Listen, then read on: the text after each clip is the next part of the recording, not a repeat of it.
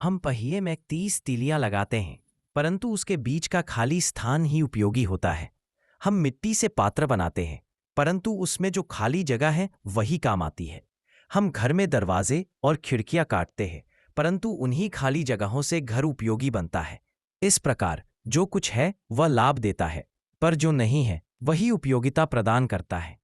5 रंग आंखों को अंधा बना देते हैं, 5 सुर कानों को बहिरा कर देते हैं, 5 स्वाद जीव को बिगाड़ देते हैं, तेज घोड़े और शिकार मन को भ्रमित करते हैं, दुर्लभ वस्तुएं मनुष्य को भटका देती है।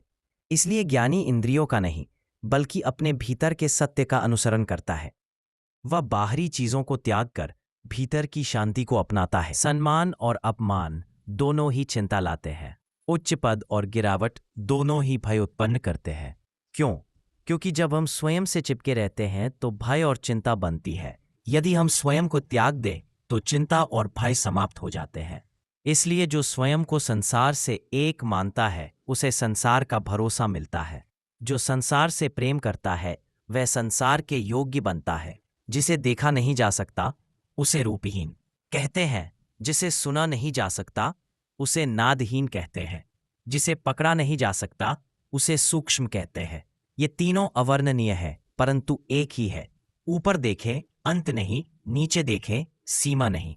यह नामहीन है और सबका मूल है। यह शून्यता में स्थित है और सबको एक करता है। प्राचीन ज्ञानी लोग गहरे, स्थिर और सूक्ष्म थे। उनकी गहराई को जानना कठिन था। वे सावधान थे जैसे बर्फ पर चलने वाला, वे सतर्क थे जैसे दुश्मनों से घिरा हुआ व्यक्ति, वे सरल थे जैसे अधपका लकड़ी का टुकड़ा, वे विनम्र थे जैसे पिघलता हुआ बर्फ, वे खुले थे जैसे एक घाटी।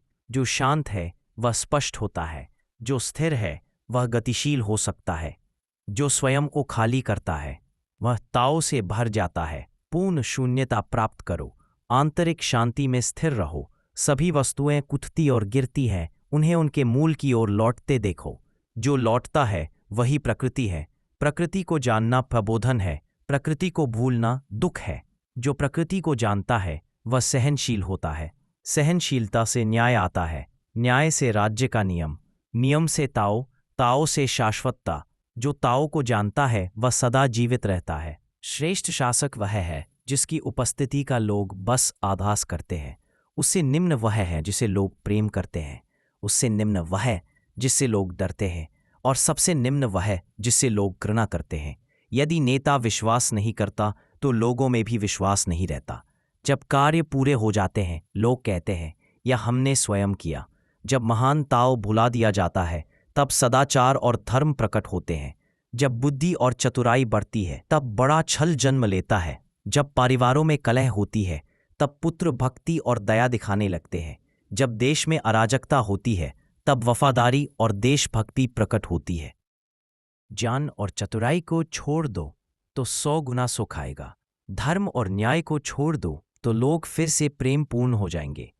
कला और लाभ को छोड़ दो तो चोर और धोखेबाज नहीं रहेंगे। इनके परे जाकर सरलता को अपनाओ, कम इच्छाओं में रहो, स्वाभाविक बनो। ज्ञान को त्याग दो, चिंता समाप्त हो जाएगी। हाँ और नहीं के बीच क्या फर्क है? सफलता और असफलता में क्या अंतर है? लोग आनंद में मग्न हैं, जैसे पर्वों में शामिल हों, पर मैं शांत हूं। जैसे निःशब्द बालक, सब व्यस्त हैं, पर मैं शून्य हूं। दुनिया में मैं भिन्न हूं, क्योंकि मैं ताओ को ही अपना घर मानता हूं।